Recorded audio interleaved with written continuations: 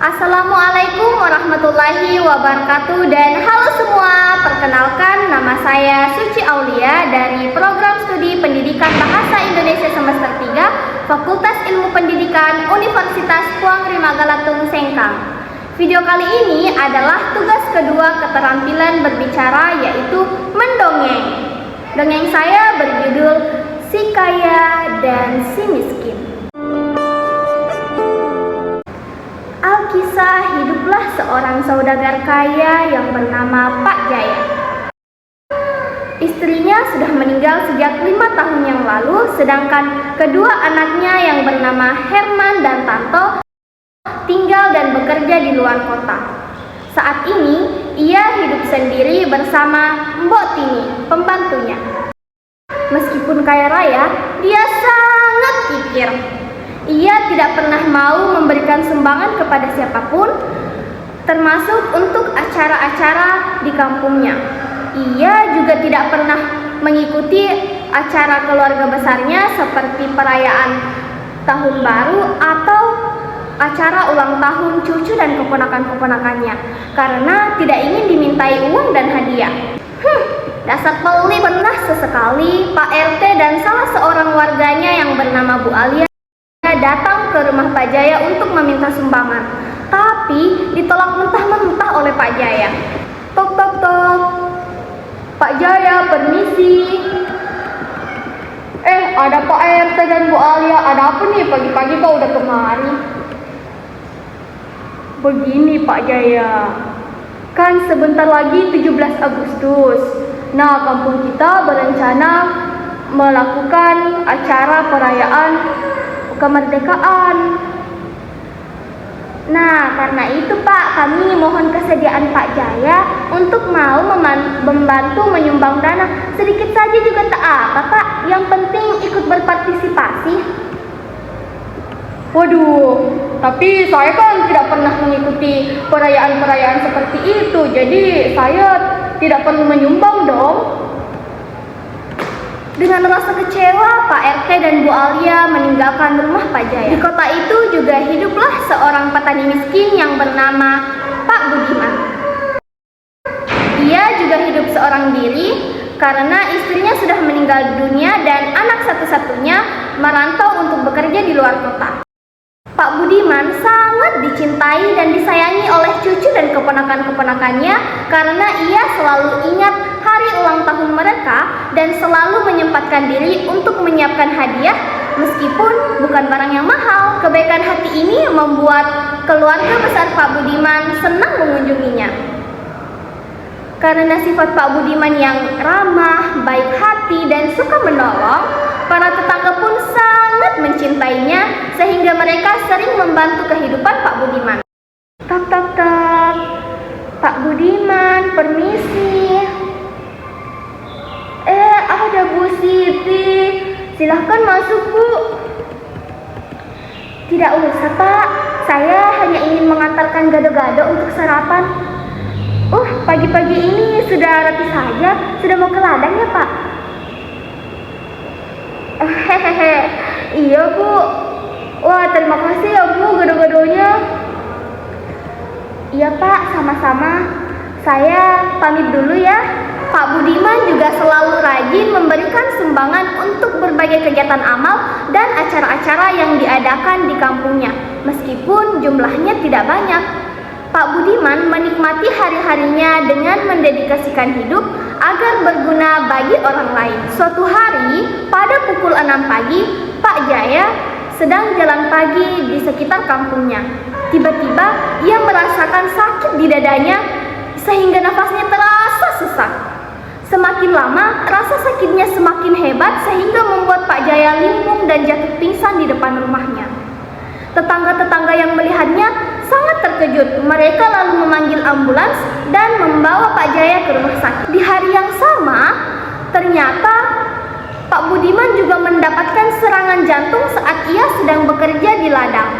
Teman-teman petani yang berada di situ cepat-cepat membantunya. Bahkan salah satu dari mereka yang memiliki mobil segera mengeluarkan mobilnya untuk membawa Pak Budiman ke rumah sakit. Ternyata Pak Jaya dan Pak Budiman dirawat di rumah rumah sakit yang sama dan di kamar yang sama. Yanti, anak satu-satunya Pak Budiman, juga langsung datang dari luar kota begitu mendengar kabar ayahnya sedang sakit.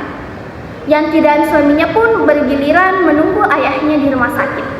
Nak, kamu kan sudah 3 hari menunggu ayah di sini.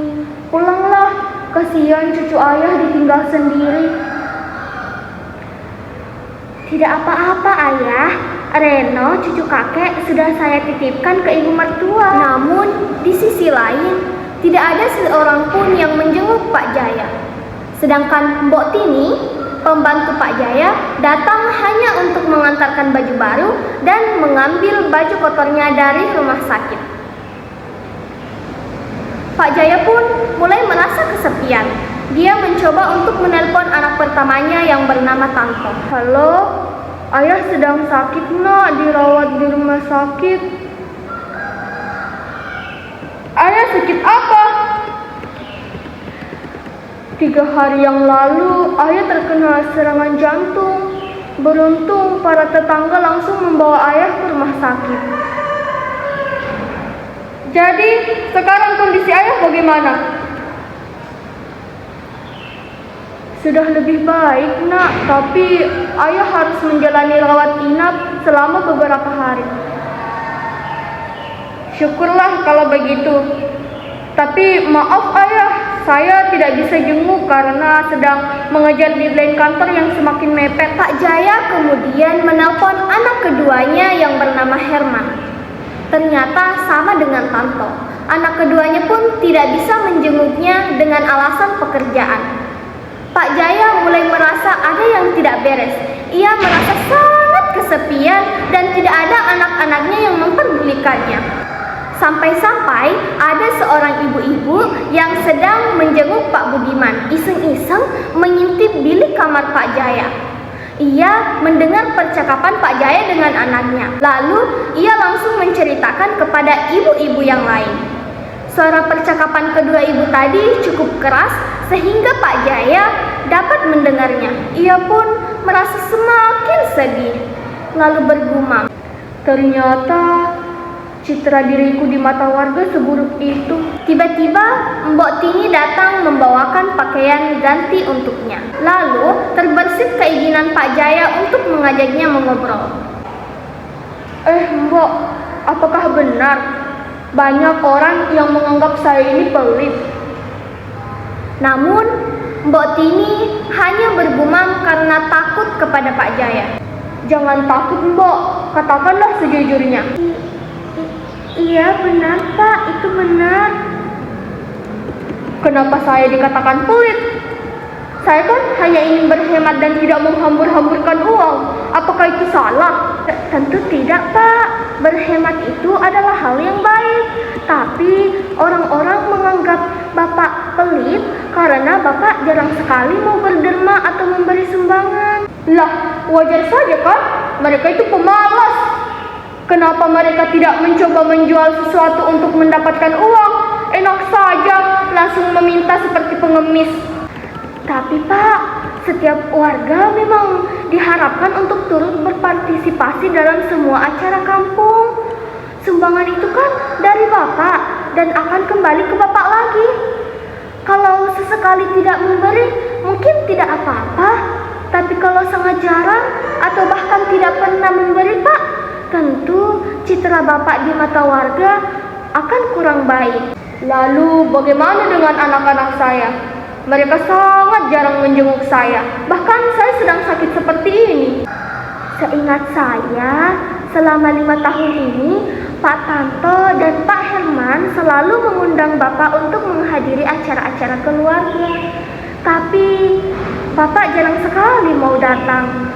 Jadi tidak heran kalau mereka juga merasa kurang dekat dengan Bapak. Habis, bagaimana lagi? Setiap kali mengadakan acara, mereka selalu saja mengharapkan memberikan hadiah buat cucu-cucuku. Meskipun itu tradisi, tapi bagiku itu sebuah pemerasan. Apa anakku mau membesarkan anak-anak mereka dengan mental pengemis? Mohon maaf Pak, apakah selama ini Bapak bahagia dengan cara berpikir seperti ini? Karena setahu saya, selama ini Bapak hidup sendirian tanpa punya teman. Bukankah kalau kita bisa saling berbagi itu akan lebih membahagiakan? Karena menurut saya, untuk apa punya banyak harta namun hidup kesepian dan tidak disukai orang-orang? Lalu Pak Jaya merasa apa yang dikatakan Mbok Tini ini benar. Karena selama ini ia hidup sendiri tanpa punya teman, bahkan keluarga pun terasa jauh. Selama ini ia menikmati hidup seperti itu. Namun ketika sakit seperti ini, dia baru tahu bagaimana rasanya kesepian. Pak Budiman yang ada di sebelah bilik Bapak adalah petani miskin loh Pak. Tapi beliau sangat dermawan. Beliau juga dekat dengan keluarga dan para tetangganya. Oh, pantas saja banyak orang yang menjenguknya. Kalau begitu, menurut Mbok Tini, saya harus berbuat apa supaya anak dan keluarga saya bisa dekat dengan saya lagi? Menurut saya, saat Bapak sembuh nanti, cobalah menelpon Pak Tanto dan Pak Herman. Buatlah rencana keluarga yang menyenangkan untuk akhir tahun ini. Mereka pasti senang. Benar juga kata Mbok Tini. Aku harus memperbaiki hubungan dengan anak dan cucu-cucuku. Oh iya, aku juga harus memperbaiki citra diriku yang buruk di mata warga. Keesokan harinya, Pak Jaya dan Pak Budiman sama-sama diperbolehkan pulang oleh dokter. Kondisi kesehatan mereka sudah sangat membaik. Setelah berada di rumah, Pak Jaya langsung menelpon anak-anaknya. Halo Herman, nak, tahun baru nanti kita buat acara liburan keluarga yuk. Ayah, kau serta anak istrimu dan Tanto serta anak istrinya kita berlibur bersama. Wah, apa itu benar ayah? Ayah tidak bohong kan? Benar nak. Tapi kalian pulang kemari ya. Kita berlibur di pedesaan dekat sini saja karena kesehatan ayah juga sudah tidak sebugar dulu. Ayah sudah tak kuat bepergian jauh. Iya ya, tahun baru nanti kami akan pulang untuk berlibur bersama ayah. Kami pasti senang sekali ayah. Pak Jaya pun juga berubah menjadi lebih baik kepada para tetangga-tetangganya. Ia tidak lagi kikir seperti dulu. Ia mulai rajin memberi sumbangan untuk kegiatan amal dan acara-acara penting di kampungnya. Perlahan-lahan, banyak orang yang mulai menyukai dan memperdulikan Pak Jaya. Mulai saat itu, Pak Jaya mulai sadar pentingnya menjadi orang baik untuk sekitar kita. Nah, teman-teman dan adik-adik semua, orang kaya yang sejati bukanlah orang yang sekedar memiliki banyak uang atau banyak harta. Orang kaya yang sejati adalah orang yang dapat menikmati hidupnya dan menjadi berkat bagi sekelilingnya, sehingga ia dicintai oleh banyak orang. Harta tidak bisa menjamin seseorang untuk bahagia. Manusia memang memerlukan uang untuk hidup, namun uang tidak bisa membeli kebahagiaan. Kebahagiaan ditentukan oleh bagaimana kita bisa mengasihi dan bermanfaat bagi Tuhan dan sesama. Saya Suci Aulia dari Program Studi Pendidikan Bahasa Indonesia Semester 3 Fakultas Ilmu Pendidikan Universitas Puang Rimagalatung Sengkang mengucapkan terima kasih sudah menonton. Dadah!